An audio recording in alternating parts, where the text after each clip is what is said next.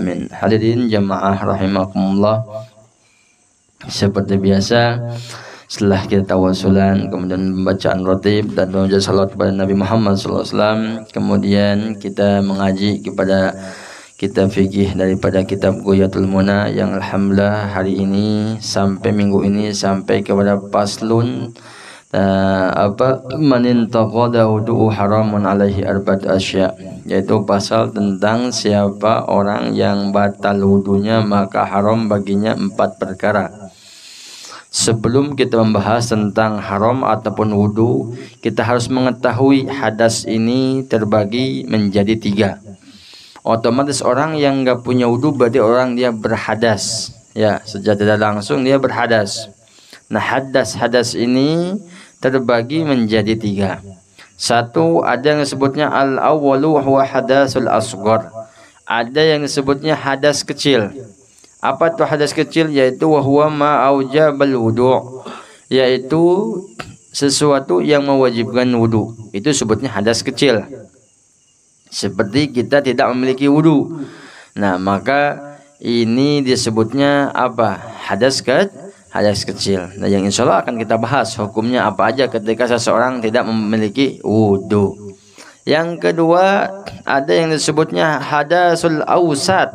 Nah, hadas tengah-tengah. Nah, ada hadas tengah-tengah, ya. Jadi ada hadas asghar, hadas kecil seperti wudu contohnya. Ada juga namanya hadasul awsat. Hadas tengah-tengah. Apa hadas tengah? Hiya al-janabah. Hal salatu bisababil khurujul mani, yaitu seseorang yang terkena junub disebabkan keluar air mani, baik disebabkan berhubungan atau disebabkan mimpi. Nah, orang yang hadas junub itu bukan hadas besar, tapi sebutnya hadas awsat, hadas tengah-tengah. Mungkin selama ini, anak berhadas gede, hadas mandi junub, itu bukan hadas besar. Disebutnya dalam kitab hadasul awsat, yaitu hadas tengah-tengah. Kemudian yang ketiga yaitu ada namanya hadasul akbar. Nah, ini hadas akbarnya apa? Yaitu wahwa al-haid wan nifas. Yaitu hadas akbar itu contoh bagi 2. Bagi orang yang haid, otomatis laki-laki nggak bakal dapat namanya hadas akbar. Ini ada beberapa wanita, dua-duanya haid dan nifas. Ya. Jadi orang yang nifas dan haid itu termasuk hadasul akbar. Nah, selain itu ada termasuknya apa? Selain daripada hadas akbar, berarti tadi yang junub termasuknya hadas awsat, dan orang yang enggak punya wudu yaitu hadasul asghar. Ya, jadi hadas itu terbagi menjadi 3. Nah, baru sekarang kita membahas tentang apa aja yang tidak diperbolehkan, yang diharamkan bagi orang yang memiliki hadasul asghar. Ya, kita ngebahas dulu tentang hadas asghar. Baru nanti kalau hadas awsat, otomatis ketika apa yang diharamkan hadas asghar, pasti hadas awsat pun akan lebih lagi. Yang pertama, haram bagi orang yang memiliki hadasul awsat itu ada 4. Ya, arba'atu asya, ada 4. Yang pertama apa? Al-awalu as-salah. Enggak boleh bagi orang yang memiliki hadasul asghar, yaitu dari yang tadi hadas asghar itu hadas yang mewajibkan wudu. Wala tasih walau ma'al jahli wan nisyan. Na'am tasihhu salatu daimul hadas idza qama biha yalzamul ghusli wa tahfiz summa khuruj min hadas daim. Enggak sah seseorang yang melaksanakan sholat tanpa menggunakan wudu. Lalu bagaimana kalau lupa? Walau ma'al jahli, walaupun dia lupa, walaupun dia bodoh, nggak tahu, tetap nggak sah sholatnya, harus dia melaksanakan wudu. Kalau nggak tahu, tanya kepada ustadz tokoh setempat. Atau lupa, kemudian assalamualaikum, lalu dia ingat dia belum wudu. Bagaimana? Udah ulang sholatnya, wudu dulu baru sholat. Jadi salah satu syaratnya sholat yaitu harus memiliki wudu. Jadi bukan sembarangan. Wasawa'un kanat salatu fardan aw naflan. Baik itu melaksanakan salat yang wajib ataupun salat sunnah. Wasakaja salatul jenazah. Begitu juga salat jenazah. Jangan sampai ketika dia yang meninggal, salat ikut aja nyolatin. Pas ketika dia nyolatin, mungkin ketika dia yang layat minyak salaman cepaka cepiki sama yang bukan mahramnya, sehingga batal, dia lupa ikut sholat. Pas ingat, waduh tadi anak sholat jenazah nggak pakai wudu, berarti gimana? Nggak sah sholatnya, harus diulang wudunya, harus diulang juga sholatnya kalau masih ada mayitnya. Kalau nggak ada gimana? Ya udah, lewat, dah dapat fadilah daripada fadilah melaksanakan sholat jenazah kalau itu posisi dalam sholat jenazah. Bahkan diperkuat dalam hadis dalam firman Allah, ya ayyuhalladzina amanu idza qumtum ila sholati faghsilu wujuhakum wa aydiyakum ilal marafiq wamsahu bi ru'usikum wa arjulakum ilal ka'bain. Diperkuat dalam firman Allah, wahai orang-orang yang beriman, apabila kalian ingin melaksanakan salat, maka cucilah wajah-wajah kalian, wa aydiyakum dan tangan-tangan kalian, ilal marafiq sampai sikut, wamsahu bi ru'usikum dan usaplah sebagian kepala atau kepala kalian dan kaki-kaki kalian sampai mata kaki. Ya, itu bahkan yang diperintahkan dalam Al-Quran. Kita dianjurkan untuk melaksanakan wudu. Bahkan di sini dalam hadis Nabi mengatakan, la yaqbalullah salatu ahadakum ija ahdasa hatta yatawadda. Bahkan kata Nabi diperkuat, la yaqbalullah, tidak akan diterima oleh Allah, tidak akan diterima apanya? Salatan, salatnya. Salat siapa? Ahadakum, seseorang di antara kalian, kata Nabi, ija ahdasa, apabila memiliki hadas. Sampai kapan? Hatta yatawaddo'a, sehingga dia melaksanakan wudu. Berarti kalau kita ingin terima sholat, maka harus melaksanakan wudu, baru di kemudian sholat. Nah, jadi jangan asal sholat, harus wudu dulu. Alhamdulillah, wudu kita sudah belajar belum ya sebelumnya? Nah, tentang wudu diajarkan bagaimana wudu yang benar, niat yang benar ketika melaksanakan wudu. Nah, setelah wudunya benar, baru kita prakteknya tentang sholat. Kemudian yang kedua yang diharamkan bagi orang yang memiliki hadas, yaitu apa? Tawaf, untuk melaksanakan tawaf. Ay ma yahrumu fi'luhu min ghairi wuduh. Walau kana tawaf naflan li qawlihi alaihi salatu wasalam, at-tawaf bi manzilatis shalah illa anna Allah ahala fihil kalam faman takallama fihi fala yatakallam illa bi khair. Nah, bahkan kata Nabi SAW, seseorang tawaf itu kedudukannya bimanjilatis sholah, sama dengan kedudukan sholat. Artinya kalau sama dengan kedudukan sholat, berarti ketika mau tawaf harus dia memiliki wudu. Illa, kecuali kata Nabi, illa annallaha ahalla fil kalam, kecuali dalam tawaf ini boleh berbicara. Kan kalau dalam sholat tidak boleh berbicara. Dalam sholat ketika seseorang sholat berbicara, maka sholatnya dianggap batal. Berbicara selain bacaan-bacaan, kan berbicara itu kan bacaan, sholat berbicara juga, betul, itu membacaan. Artinya kalau ngomong-ngomong yang lain dalam sholat hukumnya batal. Tapi dalam tawaf boleh berbicara, kecuali tetapi tetap disyaratkan pembicaraan yang baik. Nah, misalkan ngomong nasihatin temannya boleh, sambil bacaan, sambil baca-baca, sambil ngomongin nasihat yang baik, itu boleh. Tapi tetap harus memiliki wudu. Baik itu sholat yang tawaf yang wajib ataupun tawaf sunnah, tawafun nafal atau tawaful wajib. Nah, jadi nggak ada syarat, baik yang wajib ataupun yang sunnah tetap dihukuman wajib bagi seseorang yang ingin melaksanakan tawaf harus berwudu. Kalau nggak wudu maka nggak sah tawafnya. Makanya sebagian ulama ada yang mentaklid ketika kan ini topik banyak apa namanya sentuh apa dengan wanita. Betul kalau mazhab kita Imam Syafi'i bersentuhan dan wanita itu batal hukumnya. Nah, makanya dianjurkan dan sebagian ulama kita ketika datang ke Mekah itu dia mentaklid mazhabnya Imam Malik. Karena mazhab Imam Malik ini ketika bersentuhan dengan wanita tanpa ada hasrat, tanpa ada nafsu itu tidak batal. Kenapa? Karena kalau kita nggak taklid dan mazhab Imam Malik ketika misalkan tawaf, baru pertengahan tawaf tiba-tiba kesentuh perempuan, gimana? Batal dong. Ulang lagi, jauh lagi.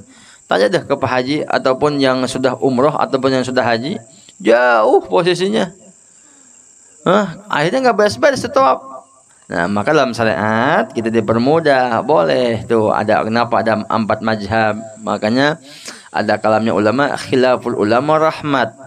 Kalamnya apa? Berbeda pendapatnya ulama itu rahmat bagi umat. Dalam Imam Syafi'i kita nggak boleh bersentuhan baik dengan nafsu ataupun tidak bernafsu ataupun tidak nafsu, tetap hukumnya batal. Tapi Imam Malik beda. Ketika kita menyentuh seorang wanita nggak nafsu, nggak ada hasrat, nggak ada syahwat dalam hatinya, maka itu nggak batal. Tapi dengan syahwat maka dianggap batal. Artinya apa? Ketika kita ingin permudah, maka dipermudah ini oleh syariat. Oh, berarti kita ambil dulu taklidnya Imam Malik untuk hal melaksanakan tawaf. Walaupun umumnya di negara kita Indonesia ini orang-orang bermazhab Imam Syafi'i. Masya Allah, luar biasa Imam Syafi'i ya mazhabnya. Bukan berarti beliau nggak tahu ya, tapi luar biasa ya itu. Jadi orang yang ingin melaksanakan tawaf maka harus dia melaksanakan wudu ya. Mudah-mudahan kita pun bisa ada rezeki Allah Subhanahu wa taala bisa melaksanakan ibadah haji ataupun ibadah umrah. Amin ya rabbal alamin. Bahkan dianjurkan kata ulama, apabila seseorang muslim sama sekali tidak pernah meminta untuk meninggal di depan Ka'bah ataupun di Madinah, ditakutkan meninggal dalam keadaan su'ul khotimah. Jadi walaupun sekali kita minta kepada ya Allah, minta agar kita meninggal di depan Ka'bah, di depan Ka'bahnya Allah Subhanahu wa taala atau di Madinah. Nah, ketika kita minta seperti itu, kita akan terlepas daripada kalamnya ulama apa? Yaitu ditakutkan meninggal su'ul khatimah. Ketika sudah meminta kepada Allah, ada bukti pernah meminta sekali ataukah 2 kali, yang mudah-mudahan dikabulkan sama Allah, meninggal di kota suci Mekah Al-Mukarramah, lagi melaksanakan tawaf atau melaksanakan ibadah, tiba-tiba dicabut, masya Allah, insya Allah min ahlil khair, min ahlil jannah. Makanya para ulama banyak, termasuk Mbah Maimun Jubair, beliau meninggal di kota suci Mekah Al-Mukarramah sedang melaksanakan haji. Luar biasa. Itu mungkin salah satu doa beliau memang minta kepada Allah sehingga dikabulkan oleh Allah Subhanahu wa taala. Nah, apa salahnya kita minta kepada Allah? Ya kan, mau haji dari mana? Kita nggak punya uang. Nggak usah takut. Kita ini punya Allah yang maha kaya. Yang maha kaya di atas yang kaya. Terkadang kita ini selalu merasa nyaman ketika ditanggung dengan seorang bos atau seorang pengusaha, ngerasa nyaman, tentram. Padahal si bos itu dijadikan kaya bukan oleh dirinya, melainkan oleh Allah Subhanahu wa taala. Walaupun secara johiriyah, sababiyah, sebab usahakah, sebab berbisniskah, atau sebab dia apapun lah, berdagangkah, itu cuma perantara saja. Tapi hakikatnya yang menjadikan dia kaya Allah. Nah, terkadang hidup kita ini tidak merasa nyaman, tidak merasa tentram, sedangkan Allah sudah menjanjikan kepada kita rezeki apapun akan Allah berikan. Rezeki itu pasti akan Allah berikan, tetapi keselamatan akhirat yang belum jelas pasti Allah jamin, kecuali dengan kita benar-benar ibadah kepada Allah, malah kita biarkan begitu saja. Ini terkadang kita tuh begitu. Jadi jangan sampai terlena urusan dunia, meninggalkan akhirat. Bukan berarti kita fokus di akhirat, nggak usah, bukan begitu juga. Waktu ibadah, waktu usaha ya usaha, tetapi jangan sampai melupakan hal-hal untuk ibadah kepada Allah Subhanahu wa taala. Jadi minta kepada Allah sebanyak mungkin. Allah senang dipinta. Beda manusia. Manusia kalau pinta sekali ya senyum, 2 kali kamu sering, 3 kali bosan. Tapi Allah enggak. Ad'uni fa astajib lakum. Allah minta, ayo minta kepadaku. Fa astajib lakum, pasti dikabul. Kalau pertanyaan Bib selama ini saya berdoa tapi enggak dikabul-kabul, bukan enggak dikabul. Mungkin doa kita Allah simpen dengan sesuatu yang lebih bermanfaat untuk kita. Mungkin di hari itu kita akan celaka, kata Allah, doanya simpen. Si anu pernah berdoa minta rezeki, udah doanya buat nolak bala aja. Oh, si anu pernah minta agar rezekinya banyak, minta apa, usahanya lancar. Oh, dia mungkin di hari itu pengen tabrakan, udah kata Allah, jadikan doa untuk keselamatan untuknya. Bisa begitu kata ulama. Jadi doa itu bukan berarti enggak dikabul, pasti. Karena Al-Qur'an yang ngomong, ad'uni fa astajib lakum. Kata Allah, minta kepada aku, akan aku kabulkan. Dan sedangkan apa? Innallaha la yukhliful mi'ad. Allah tidak pernah mengingkari janji. Kalau kita ya iya, saling mengingkari janji. Allah nggak bakal ingkar sama janjinya. Pasti janji Allah. Selagi kita mau berusaha, mau meminta kepada Allah, pasti Allah berikan. Cuman ketika Allah memberikan, oh si itu banyak dosanya, udah doa yang kita minta untuk rezeki atau untuk kesehatan, udah buat penghapus dosanya. Minta doa keselamatan, oh si anu itu mau dikasih mau kena penyakit hari ini, oh karena pernah minta doa keselamatan, Allah tutup untuk agar kita dirinya sehat. Jadi macam-macam itu doa. Makanya kata ulama, kalau minta sama Allah itu jangan dikit-dikit, minta yang banyak. Walaupun di akal kita seakan-akan, wah ana mustahil kalau berangkat haji, makan aja sulit. Iya, itu kalau akal kita. Tapi bagi Allah nggak ada yang mustahil. Apalagi cuma untuk berangkat haji, bisa saja Allah menggerakkan seorang dermawan merangkatkan kita untuk pergi haji. Atau posisi kita nggak mampu bagaimanapun, tetap kalau kata Allah sudah jadi, ya berarti pasti berangkat. Intinya apa? Kita minta kepada Allah, jangan mengkucilkan kekuasaannya Allah dengan pikirannya kita.